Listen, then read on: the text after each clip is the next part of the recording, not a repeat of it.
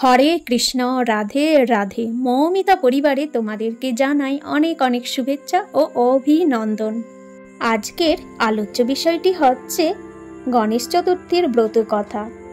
শ্রোতা বন্ধুরা, সকলেই একটু মনোযোগ সহকারে শ্রবণ করুন, আপনাদের অনেক কিন্তু ভালো লাগবে। আজ সে খুবই ভাগ্যশালী হবে যে 2 মিনিট হাতে সময় নিয়ে এই গণেশ চতুর্থীর ব্রত কথা শুনবে। বন্ধুরা, আপনারা পুজো করুন বা নাই করুন, শাস্ত্র আমাদের জানায় গণেশ চতুর্থীর দিনে অবশ্যই এই ব্রত কথা শ্রবণ করতে। একজন ব্যক্তির জীবনে যেমন কঠিন থেকে কঠিনতম বাধা বিপত্তি দূর হয়, তেমনি আর্থিক কষ্টও দূর হয়ে যায়। কারণ গণেশজি হল প্রথম পূজ্য, যাকে বিঘ্ন বিনাশক নামে অভিহিত করা হয়। তিনি বিঘ্নহর্তা। তার কৃপা দৃষ্টি থাকলে একজন ব্যক্তির জীবনে সমস্ত বাধা বিপত্তি কিন্তু দূর হয়ে যায়। পৌরাণিক অনুসারে গণেশ চতুর্থী হল গণপতি বাপ্পার জন্মতিথি। এই দিনেই মাতা পার্বতীর কোল আলো করে এসেছিলেন গণেশজি। ভাদ্র মাসের শুক্লপক্ষের চতুর্থী তিথিটাই কিন্তু গণেশ চতুর্থী নামে জনপ্রিয়। ভক্তদের বিশ্বাস, গণেশজির পুজো ঘরে সুখ, শান্তি ও সমৃদ্ধি নিয়ে আসে। তার এই ব্রত কথা শ্রবণে অখণ্ড সৌভাগ্য লাভ করা যায়। তবে ভাদ্র মাসের শুক্লপক্ষের চতুর্থী তিথিতে চাঁদ দর্শন কিন্তু নিষিদ্ধ। বিশ্বাস করা হয় যে ব্যক্তি এই রাতে চাঁদের দিকে তাকিয়ে ফেলে, সে ব্যক্তি মিথ্যা কলঙ্ক পায়। এই বিষয়টি অবশ্যই আপনারা আজকের দিনে লক্ষ্য রাখবেন। দুর্গা ষষ্ঠীর ব্রত কথায় রয়েছে এই গণেশের জন্মের বৃত্তান্ত। শিব পুরাণ অনুযায়ী একবার মাতা পার্বতী শিবের অনুচরগণদেরকে দ্বার রক্ষায় দায়িত্ব দিয়ে বলেন, কেউ যেন মহলের ভিতরে না যেতে পারে। এমন সময় শিব সেখানে এসে উপস্থিত হলেন। ধর্ম সংকটে পড়লেন নন্দী। নন্দী মহারাজের একদিকে শিব তার আরাধ্য দেবতা, অন্যদিকে মাতা পার্বতীর আদেশ। কিন্তু নন্দী প্রভুকে বাধা দিলেন না। এদিকে শিবকে ভিতরে দেখে মাতা পার্বতী ক্রুদ্ধ হলেন। মাতা পার্বতী তখনই সখীদের সঙ্গে আলোচনা করলেন, এমন এক অনুচর তৈরি করতে হবে যে সবসময় মাতা পার্বতীর কথা শুনে চলবে। যেমন ভাবা তেমন কাজ।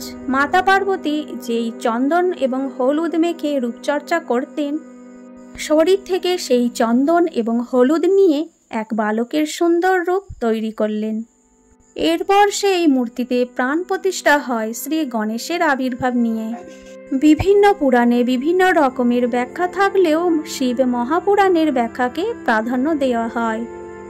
এই মতে দেবী পার্বতী ওই মূর্তি গড়ে তোলে, তারপরে প্রাণ প্রতিষ্ঠা করেন। তাকে প্রধান গণ বানিয়ে দ্বার প্রহরায় নিযুক্ত করলেন। যথারীতি শিব এসে কৈলাস মহলে প্রবেশের সময় নতুন দ্বাররক্ষী অর্থাৎ ছোট্ট গণেশজির কাছে বাধাপ্রাপ্ত হয়ে তার পরিচয় জানতে চাইলেন। সে মতো অবস্থায় গণেশজি জানালেন, মাতা পার্বতীর আশীর্বাদে তিনি নতুন দ্বাররক্ষী হিসেবে নিযুক্ত হয়েছেন এবং কিছুতেই তিনি ভগবান শিবকে অন্দরে প্রবেশ করতেই দিলেন না। ভগবান শিব খুবই ক্রোধান্বিত হলেন এবং শুরু হলো সংঘাত। কালক্রমের এই সংঘাতে এমনকি দেবতারা প্রজাপতি ব্রহ্মা ও ভগবান নারায়ণও জড়িয়ে পড়লেন এবং ভগবান শিবের নির্দেশে ভূত, প্রেত, পিশাচ সকলেই কিন্তু যুদ্ধে গমন করলেন। সখীদের কাছে শুনে দেবী পার্বতী দুজন শক্তি দেবীর প্রকট করলেন। একজন কৃষ্ণ পর্বতের মতো ভীষণ বদন, অপর দেবী অসংখ্য বাহুশালিনী ও বিদ্যুতের মতো তেজ। এরপর যুদ্ধ আরম্ভ হল। দেবতাগণ ভয়ে যুদ্ধে পরাজিত হয়ে পলায়ন করলেন।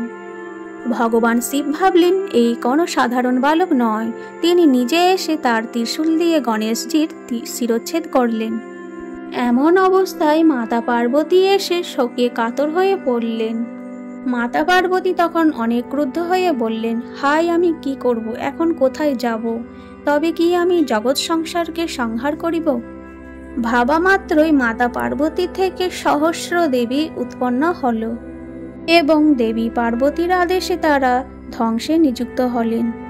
সেই সময় দেবী পার্বতীর ক্রোধ শান্ত করার জন্য নারদমণি গিয়ে দেবীর স্তব করলেন। দেবতাদের স্তব শুনে মাতা পার্বতী একটু শান্ত হলেন আর বললেন, আমার পুত্র যদি জীবিত হয় তোমাদের দেবতাদের মধ্যে অগ্রপূজো ও সকলের শ্রেষ্ঠ হয়, তবেই তোমরা সুখ পাইবে। শ্রী গণেশকে ঐরাবতের হস্তিমুণ্ড দিয়ে জীবিত ও অগ্রপূজো করা হলো।